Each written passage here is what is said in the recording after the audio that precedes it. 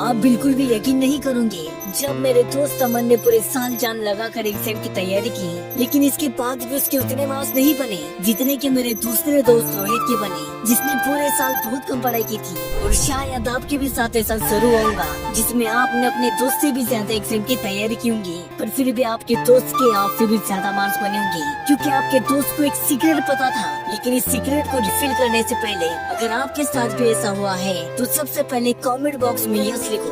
देखो, जब मैंने उन टीचर से बात की जो बोर्ड एग्जाम्स की कॉपीज चेक करते हैं, तो उन्होंने मुझे एक बहुत बड़ा सीक्रेट बताया।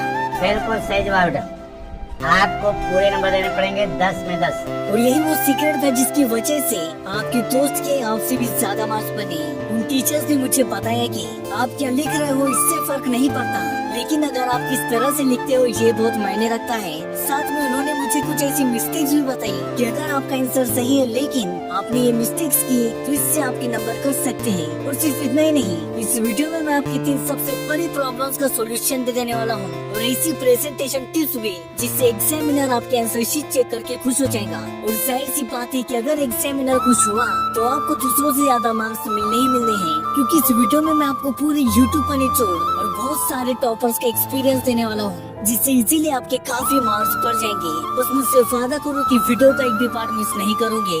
आपके दिमाग में आपको सब कुछ आता है, पर अगर आप उसको अच्छे से पेपर पे प्रेजेंट नहीं करके आ सकते ना, तब तक उस दिमाग में होने का कोई फायदा नहीं है। कि जो टॉपर्स होते हैं वो हमेशा टॉप क्यों करते हैं, और आप लोग भी लगभग उतना ही पढ़ाई करते हो जितना उन्होंने पढ़ाई किया था। और जब हम टीचर से पूछते हैं ना कि यार क्या गलती है, तो बोलते हैं कि तुमने सही तरीके से आंसर नहीं लिखा। तो सबसे पहले मिस्टेक नंबर 1, आंसर्स को गलत तरीके से कट करना। ये बहुत बड़ी मिस्टेक है कि आपसे कुछ गलत हो जाए तो आप उसे गलत तरीके से कट करते हो, बिल्कुल इस तरह। और इससे जो एग्जामिनर होता है वो काफी इरिटेट हो जाता है और आपके मार्क्स काट देता है। इसलिए आपको हमेशा पेंसिल से सिंगल कट लगाना है, लाइक इस तरह। आप ये दो आंसर शीट को देखो जो सेम स्टूडेंट्स की है, जिसमें लेफ्ट वाली शीट कितनी गंदी लग रही है, और अभी राइट वाली शीट को देखो जिसमें वही आंसर लिखा है, पर ये दिखने में कितनी क्लीन है। हालांकि इसमें भी कट्स हैं, पर ये कट सही तरीके से लगे हैं, पेंसिल से लगे हैं। इसलिए अगर आपकी कोई लाइन या वर्ड गलत भी हो जाए तो आपको स्केल लेनी है और पेंसिल से सिर्फ एक सिंगल कट लगाना है, ताकि एग्जामिनर इरिटेट ना हो और आपके मार्क्स कटने से बच जाए। मिस्टेक नंबर 2, शॉर्ट फॉर्म का यूज करना। अगर आप भी शॉर्ट फॉर्म में वर्ड्स को लिखते हो तो सबसे पहले अपनी इस आदत को सुधारो। अगर किसी से चैट पर कुछ बात कर रहे हो तो पूरी कोशिश करो वर्ड्स को पूरा लिखने की, ताकि एग्जाम पेपर्स में आप शॉर्ट फॉर्म में लिखने की गलती ना करो। जैसे कि बिकॉज को BCZ लिख देना, गवर्नमेंट को GOVT लिख देना, या एजुकेशन को EDU लिख देना। याद रखो, अगर आपने एग्जाम पेपर में शॉर्ट फॉर्म में कुछ वर्ड्स को लिखने की गलती की, इससे आपके मार्क्स कट सकते हैं। फिर भले ही आपने आंसर को सही लिखा हो, इससे फर्क नहीं पड़ता। अगर शॉर्ट फॉर्म में लिखोगे तो कुछ मार्क्स कर सकते हैं। दोस्तों, ये थी वो 2 सबसे बड़ी मिस्टेक्स जो स्टूडेंट सबसे ज्यादा करते हैं, जिसकी वजह से आपके आंसर सही रहने के बाद भी आपके मार्क्स कर सकते हैं। इसलिए तुम मिस्टेक्स का काफी ध्यान रखो।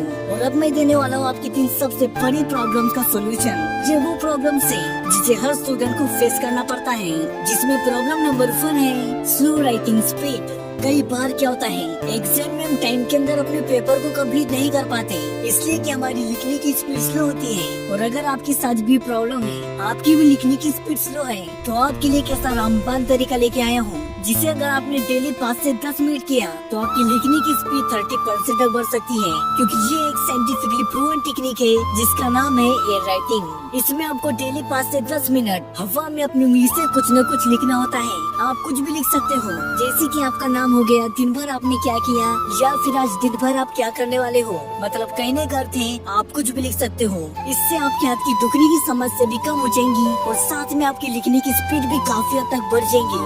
और दूसरी प्रो टिप है वार्म अप टेक्निक। जब आप पेपर लिखने बैठोगे तो अपने आंसर शीट के लास्ट पेज पे आपको ऊपर रफ लिखना है, जिससे ये आपका प्रैक्टिस में बन जाता है।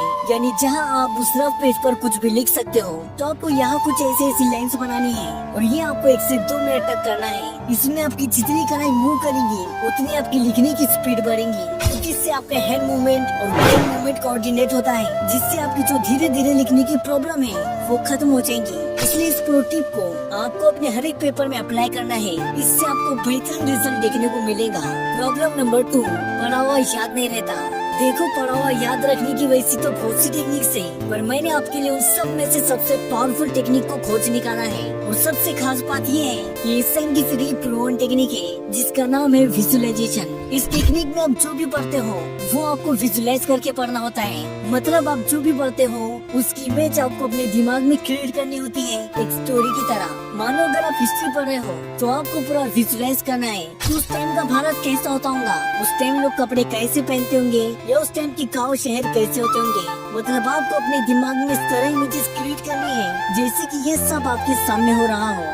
एक रिसर्च बताती है कि जब हम किसी टेक्स्ट को इमेजिन करके पढ़ते हैं तो वो हमें लिखे हुए वर्ड से 60,000 गुना जल्दी याद होता है। यानी जब हम विजुअलाइज करके पढ़ते हैं तब हमारी याद रखने की स्पीड रॉकेट की तरह बढ़ जाती है। इसलिए आप जब भी कुछ पढ़ो तो वो विजुअलाइज करके पढ़ो, क्योंकि इससे आपको बहुत कम टाइम में बहुत सारी चीजें याद हो जाएंगी, जिससे आपको अपने एग्जाम पेपर में काफी ज्यादा फायदा होगा। प्रॉब्लम नंबर 3, हैंड राइटिंग खराब है।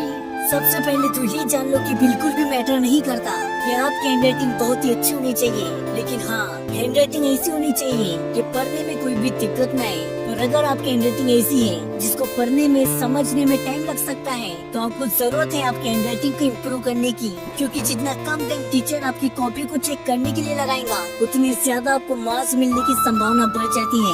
इसलिए आपको हमेशा एक ही पेन को कंसिस्टेंट रखना है और जब भी आप पेपर लिखने बैठोगे तो आपको सीधा बैठकर लिखना है और आंसर शीट को भी सीधा रखकर ही लिखना है, क्योंकि इससे आपकी राइटिंग परफॉर्मेंस 25 से 30% तक इम्प्रूव हो सकती है। और कोशिश करो शब्दों के बीच बहुत कम या बहुत ज्यादा गैप न रखने की, क्योंकि एक बहुत बड़ा साइकोलॉजिकल फैक्ट कहता है कि जब एग्जामिनर आंसर शीट चेक करता है तो उससे वो हैंड राइटिंग सबसे ज्यादा अट्रैक्ट करती है जो स्टूडेंट ने वर्ड्स के बीच बराबर गैप रखा होता है। इसलिए इन 3 चीजों को अप्लाई करके देखो, रिजल्ट आपको कमाल मिलेगा। और अब आती है हमारी 5 ऐसी प्रेजेंटेशन टिप्स जो आपके मार्क्स को काफी हद तक इंक्रीज कर देंगी। नंबर 1, हमेशा इम्पोर्टेंट वर्ड्स या लाइंस को अंडरलाइन करो, क्योंकि अगर आपने ऐसा किया तो इससे आपके मार्क्स बढ़ जाएंगे। इसलिए कि जो एग्जामिनर है उसका सारा फोकस उन वर्ड्स या लाइंस पर जाएगा जिसे आपने अंडरलाइन किया है, और वो फिर तुरंत देख लेगा कि ये तो इसने सही लिखा है और वो आपको मार्क्स देकर आगे बढ़ जाएगा। क्योंकि हकीकत ये है कि कोई भी एग्जामिनर आंसर्स को पूरा नहीं पढ़ता, इसलिए आपको हमेशा इम्पोर्टेंट वर्ड्स या लाइंस को पेंसिल से अंडरलाइन करनी है ताकि एग्जामिनर तुरंत समझ जाए कि आपने आंसर को सही लिखा है। नंबर 2, अपने आंसर्स को पॉइंट्स में लिखो ताकि आपके मार्क्स कटने से बच जाए और आपको पूरे के पूरे मार्क्स मिले। इसलिए आपको क्या करना है, मान लो अगर आपका 5 मार्क का क्वेश्चन है तो आपको इसका आंसर पॉइंट्स में लिखना है, और सिर्फ 5 पॉइंट्स में नहीं बल्कि 6 या 7 पॉइंट्स में लिखना है, ताकि अगर आपका कोई पॉइंट गलत भी निकल जाए तो आपके बाकी के 5 पॉइंट सही रहेंगे, जिससे आपको पूरे के पूरे मार्क्स मिलेंगे। Number 3, difference questions. देखो, जो भी डिफरेंस वाले क्वेश्चंस होते हैं वो ना आपको पॉइंट्स में लिखने हैं और ना ही पैराग्राफ में लिखने हैं। अगर आप ऐसा करोगे तो आपका आंसर सही रहने के बाद भी आपको पूरे मार्क्स नहीं मिलेंगे। इसलिए आपको हमेशा डिफरेंस वाले क्वेश्चंस के आंसर बॉक्स बनाकर ही लिखने हैं ताकि आपको पूरे के पूरे मार्क्स मिले। नंबर 4, जो क्वेश्चंस के आंसर्स नहीं आते उसे लास्ट में पैराग्राफ में लिखो। आपको हमेशा इस बात का काफी ध्यान रखना है कि आपको बिल्कुल भी कोई भी क्वेश्चन को नहीं छोड़ना है। बड़ी जो क्वेश्चंस के आंसर आपको नहीं आते हो फिर भी वो आपको लास्ट में पैराग्राफ में लिखने हैं, उन क्वेश्चंस को छोड़कर नहीं आना है। इसलिए कि अगर आपको उनके पूरे मार्क्स नहीं भी मिले तो कम से कम 1 मार्क या आधा मार्क तो मिलेगा, लेकिन अगर आपने कुछ नहीं लिखा तो 0 मार्क मिलेंगे। इसलिए आपको हमेशा कभी भी कोई भी क्वेश्चन को छोड़कर नहीं आना है। याद रखो, अगर आपको थोड़ा से भी किसी क्वेश्चन का आंसर आता हो तो उसे कोशिश करो बड़े से पैराग्राफ में लिखने की, क्योंकि इससे आपको और ज्यादा मार्क्स मिलने के चांस बढ़ जाते हैं। नंबर 5, हर बार आंसर को एक छोटे से पार्ट में खत्म करो। ये एक ऐसा तरीका है जो कोई नहीं पता था, क्योंकि ये आपको 90% स्टूडेंट से अलग बना देता है। इसलिए हमेशा आपको लास्ट में कंक्लूजन वाली 2 से 3 लाइंस लिखनी है। फर्क नहीं पड़ता कि आप ये पॉइंट्स के नीचे लिख रहे हो या पैराग्राफ के नीचे लिख रहे हो, पर मायने ये रखता है कि आप इसे लिखो, क्योंकि जब आप एंडिंग वाली 2 से 3 लाइंस लिखते हो तो इससे एग्जामिनर को सीधा सिग्नल मिलता है कि आपने आंसर को कंप्लीट किया है, अधूरा नहीं छोड़ा। दोस्तों, ये थी वो 5 ऐसी प्रेजेंटेशन टिप्स जो आपको 0 से टॉपर तक ले जा सकती है, क्योंकि याद रखो मार्क्स देना एग्जामिनर के हाथ में है और प्रेजेंटेशन की असली पावर आपके हाथ में है। मैं अफजल शेख मिलता हूँ आपसे अगले वीडियो में, लेकिन उससे पहले चैनल को सब्सक्राइब करो या ना करो ये तुम्हारी मर्जी है, पर आपके रिश्तेदार में या आपके दोस्त के जिसकी भी बोर्ड एग्जाम नजदीक है उससे ये वीडियो जरूर शेयर करें, क्योंकि आपके एक शेयर से किसी की भी जिंदगी बदल सकती है।